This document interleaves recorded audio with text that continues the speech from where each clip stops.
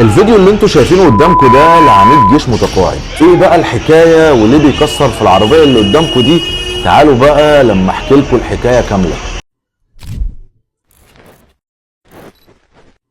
العربية اللي ظاهرة قدامكم في الفيديو دي كان فيها أطفال من المدرسة ورايح يوصل الأطفال دي لبيوتهم، وفجأة كده دخل في عربية، والعربية دي كان فيها واحدة ست. الست دي بقى تسكت؟ أكيد طبعا لا، مسكت التليفون واتصلت بجوزها. المفاجأة هنا بقى إن جوزها طلع عميد جيش متقاعد.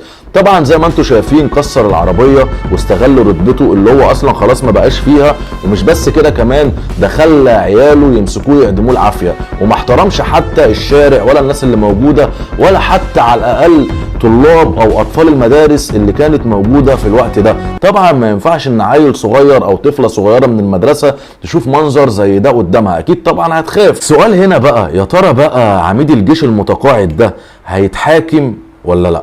سلام.